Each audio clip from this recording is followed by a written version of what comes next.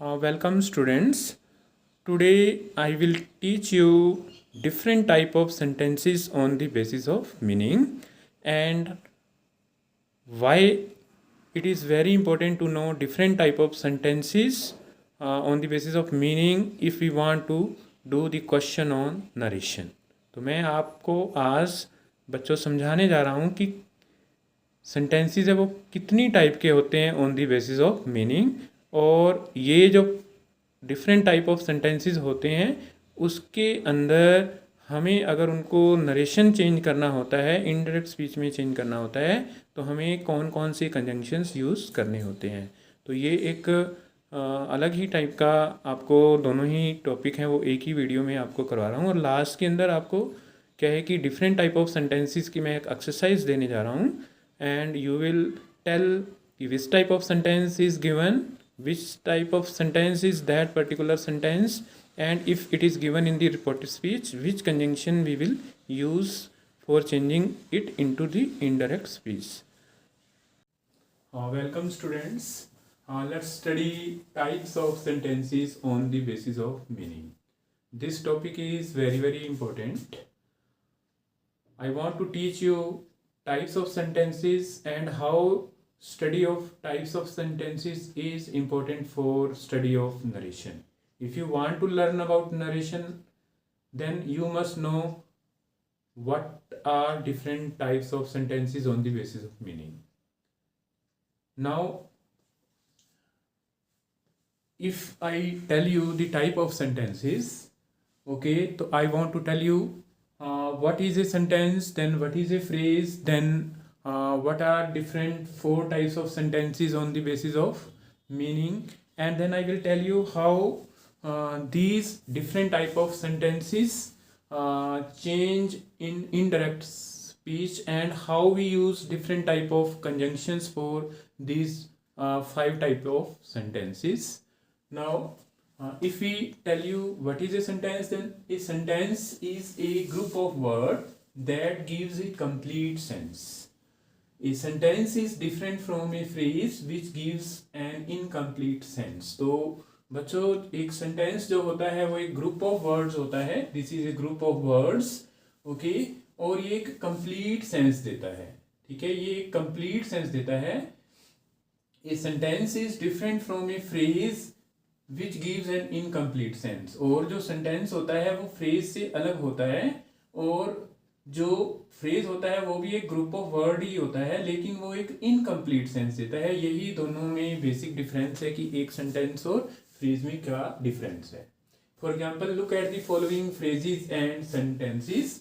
तो अगर आप इन फ्रेजेस और सेंटेंसेस को देखोगे तो ये फ्रेज है in the morning is a phrase, at midnight is also a phrase, on the last bench is also a phrase, in search of water is also a phrase, at the last bench is also a phrase. So all these group of words are there but these are not sentences, these are only phrases because these are giving only incomplete sense. तो ये सब जो group of words हैं वो हमें पूरा sense नहीं दे रहा, complete sense नहीं दे रहा. जैसे in the morning it is not given what happened in the morning. Okay, in the morning I go for a morning walk, or in the morning I get up early, or in the morning I go to temple. Okay, तो in the morning I always go for a morning walk ये sentence है लेकिन ये इसके अंदर phrase है. तो sentence के अंदर phrase parts हो सकते हैं. A thief stole money from my friend's house at midnight. तो ये एक पूरा कंप्लीट सेंटेंस है और एट मिडनाइट है वो इसमें फ्रेज है. She always sits on the last bench है वो एक सेंटेंस है. ऑन द लास्ट बेंच है ये एक ग्रुप ऑफ वर्ड है जो कि एक फ्रेज है. Did the crow fly in search of water ये इसके अंदर क्या है एक सेंटेंस है. ठीक है, और इन सर्च ऑफ वाटर है वो एक फ्रेज है. Oh you got the last position, अब ये भी एक ग्रुप ऑफ वर्ड है और इसके अंदर क्या है कि द लास्ट पोजीशन है वो एक फ्रेज है. तो हमें क्या है कि we should remember 3 things about a sentence. Sentence के बारे में हमें 3 चीज़ें याद रखनी चाहिए क्या है, every new sentence begins with a capital letter. तो जो भी आपका नया सेंटेंस होता है वो कैपिटल लेटर से आप देख रहे होंगे, ये पंक्चुएशन में आपके लिए जरूरी है, ठीक है, एक कैपिटल लेटर से, ठीक है, या इसको ब्लॉक लेटर भी बोलते हैं, उससे शुरू होता है। Every sentence ends with A mark of punctuation, इधर फुल स्टॉप और मार्क ऑफ इंटरोगेशन और साइन ऑफ एक्सक्लेमेशन। तो कोई भी जो सेंटेंस होता है उसके लास्ट में या तो फुल स्टॉप होता है या मार्क ऑफ इंटरोगेशन होता है या साइन ऑफ एक्सक्लेमेशन होता है। यहाँ पर फुल स्टॉप है वो आपने कर लेना है, फ्रेज के अंदर ये बात नहीं होती। और क्या है, every sentence has a structure और ए प्रॉपर ऑर्डर ऑफ वर्ड, और हर सेंटेंस के अंदर एक स्ट्रक्चर होता है या उसके अंदर प्रॉपर ऑर्डर ऑफ वर्ड्स होता है। तो ये है आपका सेंटेंस की डेफिनेशन, फ्रेज की डेफिनेशन, और सेंटेंस और फ्रेज के अंदर क्या फर्क होता है ये मैंने आपको बताया है।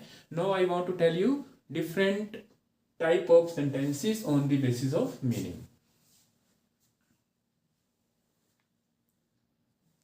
Assertive sentence. Okay, first type of sentences are assertive sentences और statements और declarative sentence। तो ये assertive sentence के ही दूसरे नाम हैं, assertive sentence, statements और declarative sentence। तो क्या है definition? A sentence that asserts something। Okay, वो sentence जो कोई चीज को assert करता है। assert करना का मतलब एक प्रकार से किसी चीज के बारे में बताना, information देना। और a sentence that declare something, वो सेंटेंस जो किसी चीज की घोषणा करता है। और a sentence that gives a piece of information is called an assertive sentence or declarative sentence or a statement. तो क्या है कि an assertive sentence is a sentence that gives us a piece of information about something. किसी भी चीज के बारे में कोई भी सूचना देना या फैक्ट देना है वो असर्टिव सेंटेंस होता है। जैसे क्या है कि for example India lost the final match, Bharat है वो लास्ट फाइनल मैच है वो हार गया। I love birds and animals. Okay, तो ये दोनों सेंटेंस है वो एक हमें इंफॉर्मेशन दे रहे हैं, ये हमें कोई सूचना दे रहे हैं, इसलिए ये असर्टिव सेंटेंस कहेंगे इनको, या हम डेक्लरेटिव सेंटेंस बोलेंगे या स्टेटमेंट्स बोलेंगे। ये तीनों ही नाम एक ही टाइप के सेंटेंस के अलग अलग हैं। Fire and ice is a beautiful poem written by Robert Frost. तो fire and ice Robert Frost की एक सुंदर पोएम है। तो ये भी क्या है कि इंफॉर्मेशन है, एक फैक्ट है, ये हमें फैक्ट तथ्य को बता रहा है। तो ये एक असर्टिव सेंटेंस होएगा। Students will appear in the pre board exam twice. Okay, students will appear, okay, यहाँ ये आपको एक्स्ट्रा आ गया, student will appear in the pre board exam twice. Student है वो प्री बोर्ड एग्जाम के अंदर 2 बार होंगे, इस बार आपकी प्री बोर्ड 2 बार होने वाले हैं। तो ये भी क्या है कि एक असर्टिव सेंटेंस है। He is not coming to school daily, तो वो स्कूल में रोज नहीं आ रहा, ये भी एक असर्टिव सेंटेंस है। तो अगर आप इन सेंटेंसेस को देखोगे तो क्या है कि all these sentences are giving an information और they are telling us about a fact, और these sentences are declaring something. ये किसी न किसी चीज को डिक्लेयर कर रहे हैं या फैक्ट को हमें बता रहे हैं। तो क्या है, जब आप फर्स्ट टाइप का सेंटेंस है वो असर्टिव सेंटेंस है, जब आप दूसरे टाइप के सेंटेंस पढ़ोगे तो आपको पता लग जाएगा कि हाँ ये वाकई में ही असर्टिव सेंटेंस है। और लास्ट के अंदर है वो मैंने एक एक्सरसाइज बनाई हुई है कि आपको बताना होगा कि ये जो सेंटेंस है वो असर्टिव है, वो आपने कॉपीज में नोटबुक में करना है और मुझे चेक करवाना है। तो क्या है एन असर्टिव सेंटेंस, नेक्स्ट बात बता रहा हूँ, एन असर्टिव सेंटेंस और स्टेटमेंट और declarative sentence can be further called an affirmative और ए नेगेटिव सेंटेंस। हम इनको आगे असर्टिव को 2 पार्ट्स में डिवाइड कर सकते हैं, अफर्मेटिव और नेगेटिव। तो असर्टिव सेंटेंस अफर्मेटिव भी हो सकता है या नेगेटिव हो सकता है। तो क्या है, जैसे affirmative sentence, we are one brother and a sister. Okay, his name is Rakesh. तो ये चीजों को अफर्म कर रहा है। लेकिन ये negative sentence, our class does not make a noise, he is not my best friend. तो these sentence are negative sentences. तो असर्टिव को हम 2 पार्ट्स में डिवाइड कर सकते हैं, 2 तरह के हो सकते हैं, अफर्मेटिव जो अफर्म करे किसी चीज को, और जो नेगेटिव जो किसी चीज के नेगेटिव के बारे में बताता है। नेक्स्ट देखिए, यस, लेट्स वॉक स्लोली, तो ये चीज को अफर्म कर रहा है. He never uses N abusive language, ये भी चीज को अफर्म कर रहा है. और Reena has not done her homework yet, ये नेगेटिव सेंटेंस है, यहाँ नोट दिया है. और हेल्पिंग वर्ब से नोट बाद में दिया होगा. Sunil will not go to market in the evening, तो इसके अंदर भी यहाँ नोट लगा हुआ है और हेल्पिंग वर्ब के बाद नोट लगा हुआ है, तो ये एक नेगेटिव सेंटेंस है. तो आपने याद रखना है कि declarative sentence or statement or assertive sentence are of two types, affirmative or negative, two types. Now let's talk about second type of sentence, interrogative sentence. He can climb this tree easily, ये भी assertive sentence है. He cannot play harmonium, ये एक negative sentence है. तो क्या है आगे, अब आपको असर्टिव सेंटेंस में नरेशन में कौन सी इंपॉर्टेंट बात है वो याद रखनी है.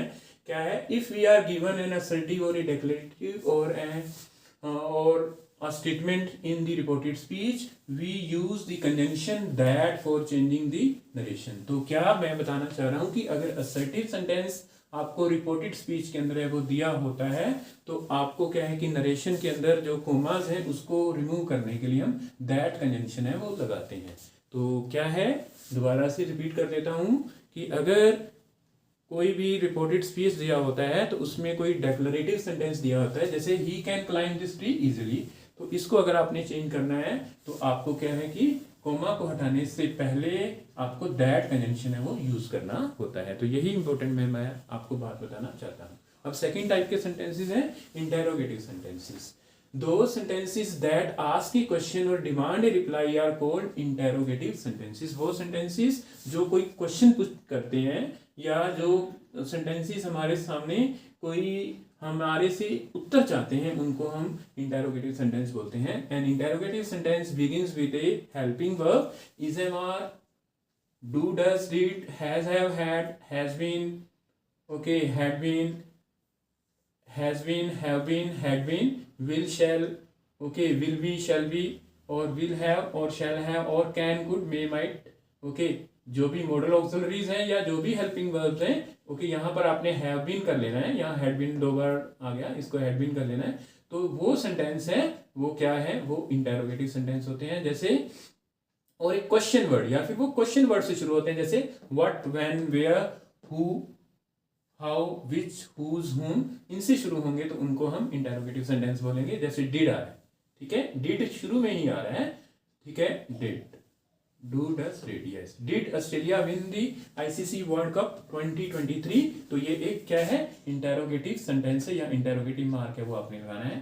Who is the captain of Indian hockey team, तो इंटेरोगेटिव सेंटेंस है, हु से बिगिन हो रहा है, ठीक है. Do you know him, okay, do है वो शुरू हो रहा है, डू से सेंटेंस शुरू हो रहा है, हेल्पिंग वर्ब है ये, तो ये इंटेरोगेटिव है.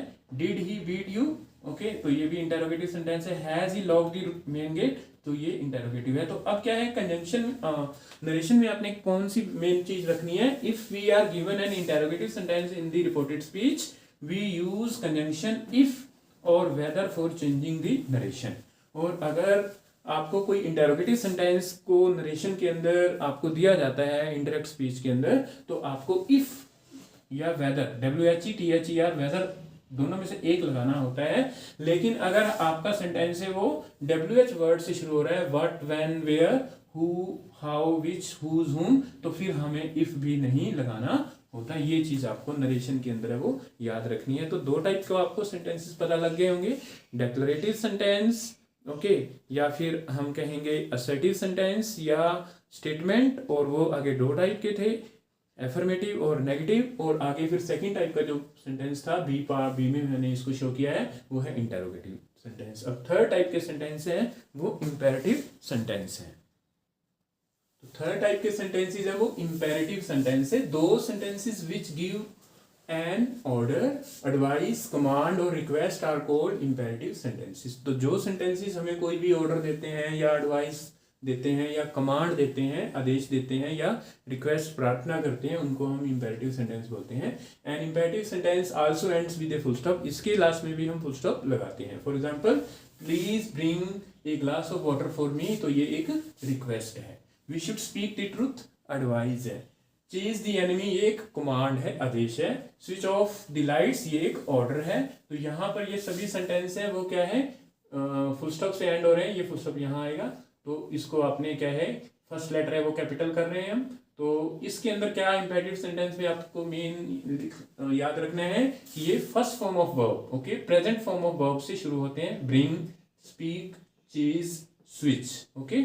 और इसके अंदर क्या है कि जो हमारा सब्जेक्ट होता है वो हिडन होता है। क्या है, an imperative sentence begins with present form of verb and you is subject which is hidden. You इसके अंदर सब्जेक्ट होता है। Switch off the light means you switch off the lights. तो अब क्या है कि नरेशन के अंदर अगर कोई भी इंपेरेटिव सेंटेंस दिया होता है तो उसके अंदर हमें कौन सा कंजंक्शन यूज करना होता है, वो आपको टू यूज करना होता है। If we are given an imperative sentence in the reported speech we use conjunction to for changing the narration. अब फोर्थ टाइप का सेंटेंस है वो है एक्सक्लेमेटरी सेंटेंस। तो दो sentences which express a strong or sudden feeling of joy or sorrow or wonder are called wonder or regret, okay, यहाँ और कर लेना, or regret are called exclamatory sentences. For example, what a wonderful scene, ठीक है, what a wonderful scene, कितना मतलब अद्भुत scene है, दृश्य है, ठीक है। तो यहाँ exclamatory मार्क आ रहा है लास्ट में। how foolish of me to say this, मैं कितना मूर्ख हूं कि मैंने ऐसी बात कही, तो एक्सक्लेमेटरी मार आ रहा है, मार्क्स आ रहा है। क्या है, hurray India has launch Chandrayaan successfully. तो यहाँ पर क्या है कि साइन ऑफ एक्सक्लेमेशन आ रहा है, okay. Hurray is use for expressing happiness and alas is use for giving a sad news, okay. Now next है Alas, the old man has lost his memory, okay। तो यहाँ पर alas के बाद आपको साइन ऑफ एक्सक्लेमेशन लगाना है। तो इसके अंदर क्या है कि हम क्या है कि अपनी सैड फीलिंग को शो कर रहे हैं alas के लिए। What a rash deed you have done, कितना आपने बुरा काम है वो किया है। तो यहाँ पर साइन ऑफ एक्सक्लेमेशन आ रहा है, फर्स्ट लेटर है वो कैपिटल करना होता है। अब फिफ्थ टाइप का जो सेंटेंस है, यहाँ ई पार्ट कर लेना, ई पार्ट है fifth type of sentence, optative sentence. Those sentences which express a wish और prayer are called optative sentence, okay. Those sentences which express a wish और prayer are called optative sentence. For example, may God rescue all the labourers in the tunnel in Uttarakhand. Uttarakhand के अंदर जो भी मजदूर फंसे हुए हैं वो सारे बच जाएं। तो ये हम क्या कर रहे हैं, प्रेयर कर रहे हैं, एक प्रार्थना कर रहे हैं। तो ये ऑप्टेटिव सेंटेंस होगा। May God succeed in your mission. May God succeed you in your mission. Okay? भगवान आपको आपकी मिशन के अंदर है वो ठीक करे। यहाँ you word मिसप्रिंट अभी ऐड कर लेना। May God succeed you in your mission. तो ये सेंटेंस भी क्या है, एक ऑप्टेटिव सेंटेंस है, क्योंकि इसके अंदर भी हम विश कर रहे हैं। May God get well. May you get well very soon. तो ये भी एक ऑप्टेटिव सेंटेंस है, हम विश कर रहे हैं, हम अपनी इच्छा को जाहिर कर रहे हैं। May God bless you for ever, भगवान आपको हमेशा के लिए आशीर्वाद दे। तो जो ऑप्टेटिव सेंटेंस होगा वो मोस्टली है वो मे से बिगिन होता है। और मे में आपने मतलब कुछ सेंटेंस होते हैं जैसे मे आई कम इन सर, तो उसके अंदर परमिशन होती है, तो उसके अंदर आपने पजल नहीं होना है। तो अब क्या है कि अगर ऑप्टेटिव सेंटेंस दिया हुआ है तो हमें कंजंक्शन में क्या करना होता है। If we are given an optative sentence in the reported speech, we use the conjunction that for changing the narration. अगर optative sentence दिया होता है reported speech के अंदर तो हमें that conjunction है वो use करना होता है। और अगर exclamatory sentence दिया होता है, ठीक है, exclamatory sentence दिया होता है तो फिर भी हम that conjunction का ही use करते हैं। तो आपको 5 टाइप के मैंने sentences बताए। पहला था declarative sentence, सेकेंड था आपका interrogative sentence, थर्ड था आपका इंपेरेटिव सेंटेंस, फोर्थ था आपका एक्सक्लेमेटरी सेंटेंस और फिफ्थ था आपका ऑप्टेटिव सेंटेंस। तो असर्टिव सेंटेंस के अंदर आपको दैट कंजंक्शन यूज करना है, इंटरोगेटिव के अंदर आपको इफ या वेदर कंजंक्शन यूज करना है, लेकिन कंडीशन होती है कि अगर WH वर्ड्स आते हैं तो उसमें कंजंक्शन है वो यूज नहीं करना होता। और अगर आपका इंपेरेटिव सेंटेंस होता है then we use that conjunction, okay. If exclamatory sentence is given then also we use that conjunction. And similarly, if an optative sentence is given in the reported speech, again we use that conjunction. Now I am giving you an exercise, आपको एक exercise दे रहा हूं, आपको उसको solve करना है।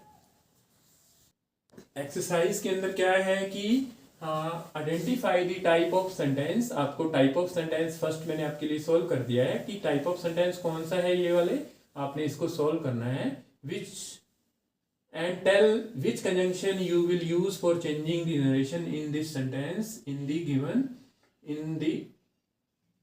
In the reported speech.